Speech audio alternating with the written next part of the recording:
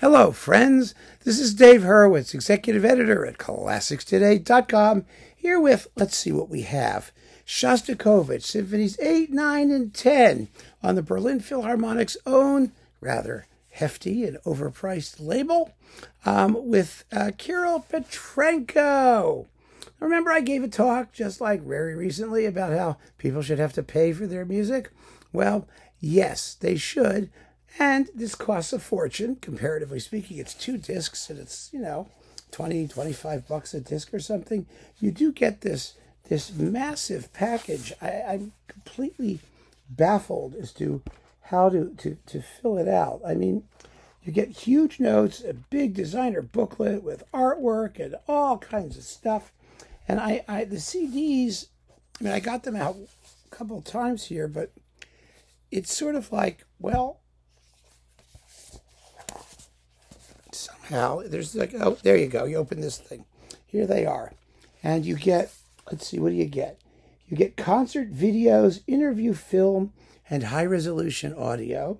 And then you get, on 2 CDs, Symphonies 9 and 10 on CD 2 and Symphony 8 on CD 1. See how this is packaged?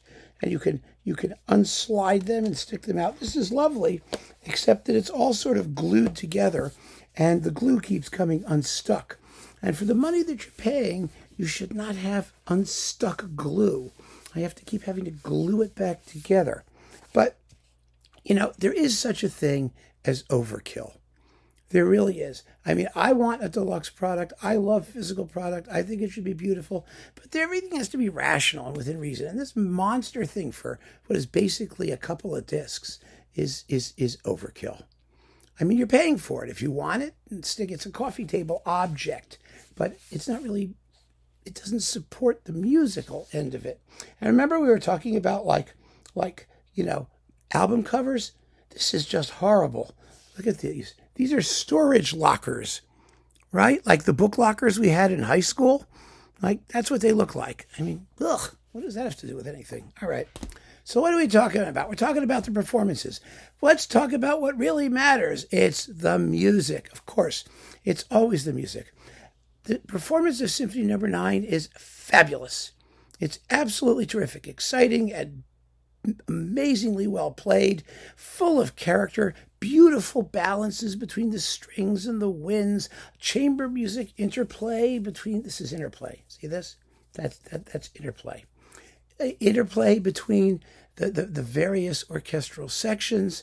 It's a delight, absolutely delightful, and full of character and good spirits, humor, and all that stuff. It's all there. It's marvelous, absolutely marvelous. The other 2, not so much. And the reason is really very simple. The Berlin Philharmonic is not a great Shostakovich orchestra. They never were. They were really great in the Karajan 10th, at least the second recording, where they really go for it. And Karajan could make them do that. But, as an orchestra, they are an ensemble of magnificent strings, and everyone else is kind of along for the ride. However fine the players may be individually, as a corporate entity, they have a big problem when it comes to those huge, scorching, terrifying climaxes. I give you examples. I give lots of examples, but the climax of the 10th, the first movement, you've got to have that ya-da, tam-tam crash, pow, cymbal, it doesn't, no, it doesn't come off. Everything is a little bit too weak and watery. The brass don't play out because they don't want to cover those wonderful strings. Well, they should. There are moments when you're not supposed to hear the strings. You're supposed to hear the brass going crazy. In the Stalin Scherzo, it's a lively tempo. It's nicely done. It really is. But again, the brass need to be more terrifying. There's no fear in the music. The emotional quality is missing. And the snare drummer, oh my goodness, it's recessed and it just goes tappity, tappity, tappity, tappity, tappity, tap. Those military rhythms, the rhythm, they have to be spit out. Snap, snap, snap. It's lacerating. It should be painful. It's not. It's very pretty.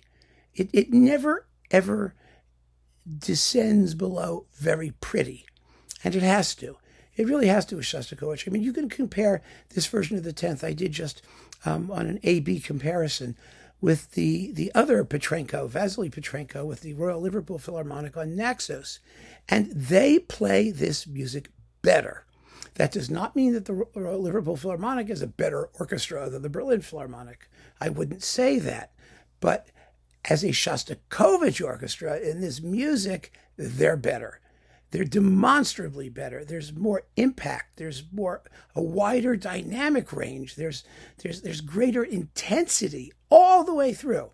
The finale of the 10th Symphony here, I mean, there are wonderful little moments, wonderful moments where you hear the orchestra playing so beautifully and effectively. But at the end of the finale, when the Shostakovich motive is coming out, where he's doing an almost awkward Russian dance type thing, you hear that with other Petrenko in Liverpool. You don't hear that here. It's all just nice and smooth and legato and pretty. And I just, it's good. It's well played, but it just isn't intense enough. It's not exciting. And the 8th is an even bigger problem. It really is. I mean, that whole huge climax to the first movement, da, da, da, the enormous crescendos with the percussion, and it's not terrible, but and that's a tough passage to do. A lot of people blow it. They really do. But I mean, it culminates with a big tam-tam crash. Yay! I mean, no, there's nothing crashing and exciting there. There really isn't. The string playing is beautiful. Much of that movement is strings, just strings. Da, da, da, da, da, da, da, da. It's all just incredibly beautiful, and nice to listen to for a while. But I mean, the scherzo of the 8th, the second movement, it's so not clunky.